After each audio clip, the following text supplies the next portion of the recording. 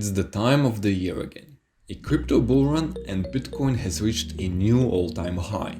But why all of a sudden everyone wants to buy it again? From a technical standpoint, Bitcoin hasn't gotten any real progress. No new scaling solutions. Fees are sky high and the Lightning Network is just a promise, just like in the last bull run. The narrative this time though is that because the USA is printing money, it's a good hedge against the collapse of the dollar. Well, I'm not buying this narrative. During the first wave of COVID, when we had a very sudden economic collapse, Bitcoin crashed with everything together. Everyone was rushing out of all financial assets to have cash at hand, and BTC was no hedge against this. Even at an already low price of $9,000 at the time, it went all the way back to 4,500.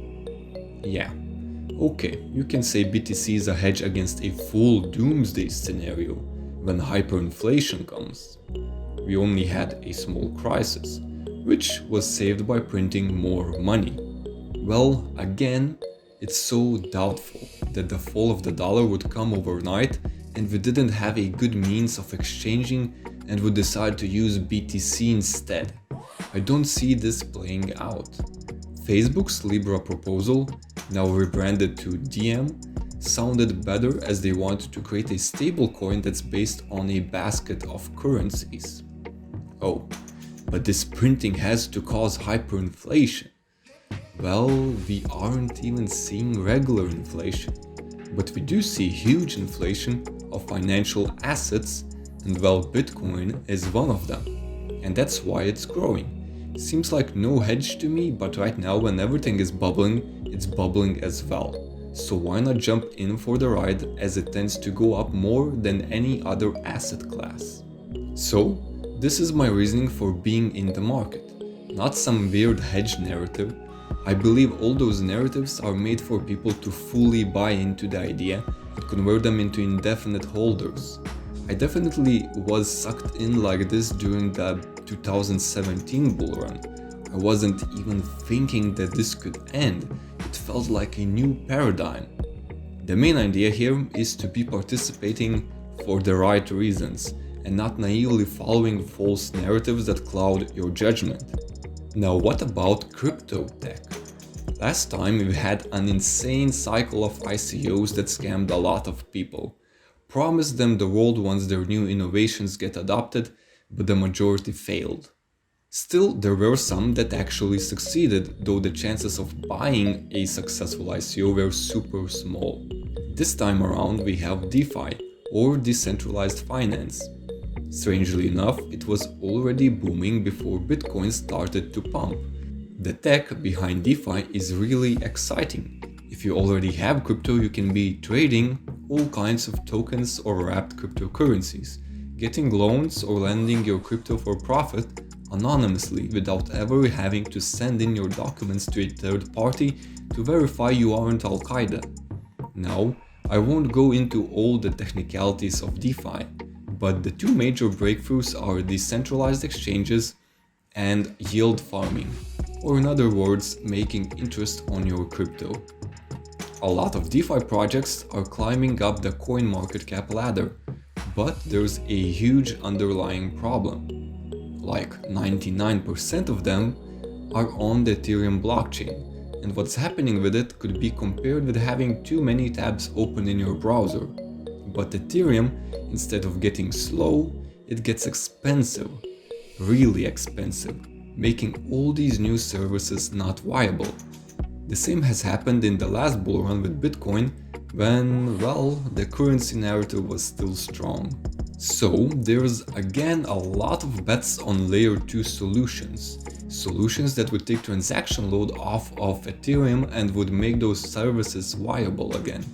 You can only justify a $100 transaction when you are sending at least a couple grand in value, and that's still a 5% fee, which is no better than traditional finance. Well, honestly, traditional finance is never this bad. But when will those layer 2 solutions come for Ethereum? Well, there are some projects that have developed protocols, but they aren't very widely adopted. It takes a lot of time to test everything out. The biggest bet is on Ethereum 2.0, which brings a lot of different innovations like staking, rollups, and other improvements. But its release isn't planned until 2022, and knowing past history of Ethereum development, it could even be later on, when possibly the bull run might already be over. I'm not sure, but I believe Ethereum price is really heavily impacted by the scalability problem. Based on all the development happening on Ethereum, it doesn't make much sense that it's taking so long to break its all-time high price. We also start seeing other platforms like Polkadot, Cardano climbing up, but they are climbing with promises, and if they got popular, they would likely suffer the same fate. I guess their chances of overtaking Ethereum are quite slim, but the hype around them is insane. Though, it would be interesting to see how the DeFi bubble would unfold if we had a platform that could handle all the transactions. As I said, the DeFi space was already fun to watch before Bitcoin came and stole all the attention. All the projects that were associated with DeFi were growing quite a lot, and it seemed quite organic. There were DeFi hacks happening of several $1 million several times a month, the biggest one being of Harvest, which got hacked for 34 million. There were also scams popping off as we had with ICOs.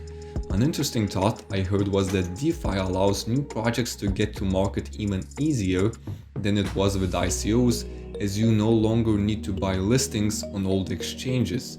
No need to spend insane sums on marketing. If your project delivers, then you will get noticed. And when you get really big like Uniswap, you can do some crazy shit and launch a governance token and give it away to all your users. If you held it till today, that airdrop has to be worth more than $3,000, which is the largest airdrop that I can remember. And there were even people that had multiple accounts. 1inch, a similar project but of a smaller scale, did the same, with a little less success. This tactic though kind of baits users to try out new up-and-coming projects and hope to get lucky again. Even though everything is growing right now, I think the biggest winners will be strong long-term cryptocurrencies like Bitcoin and Ethereum. But beyond them, I think we will have an insane rush into DeFi projects, which is already happening and will intensify even more during an altcoin season. It might not be as crazy as it was with ICOs, but big, already successful DeFi projects will definitely blow up. So, this is the state of crypto right now as I see it. I love arguing about crypto as if my life depends on it, so if you have any thoughts, leave them in the comments below.